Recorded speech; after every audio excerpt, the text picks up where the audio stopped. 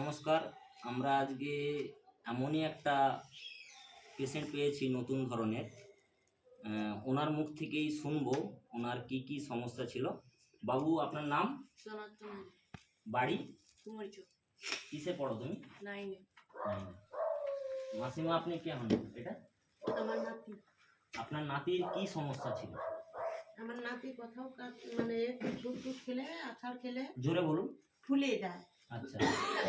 এখানটায় প্রথমে এখানটায় ফুলে গেছে, আর মামা বাড়ি থেকে এলো, সেখান থেকে পড়ে যায় একদম মূলার মতো হয়ে ফুলে গেছে। কি করে এরকম হলো সেইটা নিয়ে অপারেশন হবে বলে দীপক কি না না ওটাকে দীপঙ্কর ভট্টাচার্য, ওকে বলতে ও ছবি দেখতে ফটো তুলতে বলে না না শুধু ব্লাড তো, একে অপারেশন করা চলবে না, আর শরীরে কোনো আঘাত করা চলবে না। শরীরে আঘাত করা যাবে না? না, মানে প্রচুর ফুলে যায়।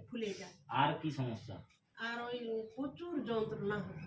আর এই যে বলছেন কেটে যাওয়ার যে ব্যাপার, হ্যাঁ, কেটে গেলে বা একটা দাঁত ভাঙলে এখন 12-13 দিন ব্লাড বাড়াই, মানে অলরেডি রক্ত থামাতে পারতেন না, মানে কেটে গেলে রক্ত পুরো পরপর বেরাতে থাকতো।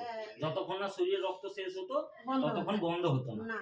আপনারা কোথায় কোথায় দেখিয়েছেন? আমরা যাদবপুরে প্রথম নিয়ে গেছিলাম। আচ্ছা। যাদবপুরে তমলুকে দেখাননি? তমলুকে কেউ হাত করেনি, তমলুকে দেখেইনি না।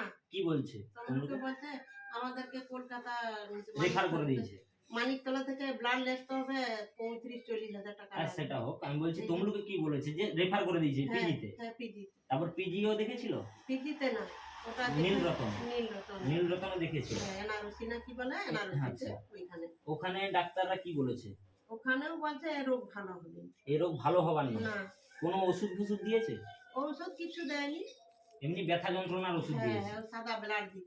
এই রোগটার নাম কি বলেছিল? হিমোফিলিয়া। তো রোগটা ভালো হবার নেই, এখন কি? আবার একে নিয়ে গেছিলাম, ভেলুরও নিয়ে গেছিলাম। এখানে বলছে এই রোগের কোনো ঔষধ নেই, রোগের ওষুধ কি ওই ব্যায়াম করাতে হবে আর বরফ দিতে হবে, যেখানে যেখানে যন্ত্রণা হবে ব্লাড দিতে হবে। কিন্তু এই যে এটা কত বছর থেকে এই সমস্যাটা? ওই 1 বছর। 1 বছর থেকে? হ্যাঁ, 1 বছর হতে তখনকে জানতে পারলাম। ঠিক আছে, আপনারা শুনতেই পেলেন, এই রোগটার নাম হিমোফিলিয়া। অ্যাকচুয়ালি এটার মেন সমস্যা, কেটে গেলে রক্ত থামতো না এনার, আর কোথাও যদি আঘাত লাগে চট করে ফুলে যেত অনেক বড়, এবং প্রচুর যন্ত্রণা হতো, যন্ত্রণায় ছটপট করতো, পাড়া প্রতিবেশী চলে আসতো ছুটে এর কান্না শুনে। তো এমনই একজন পেশেন্টকে পেয়েছি, ভেলোর, পিজি বা তমলুক বিভিন্ন জায়গায় ঘুরেছে। ডাক্তাররা বলছে যতদিন বাঁচবে এই রোগটা এর সাথেই থাকবে, এর সলিউশন নেই।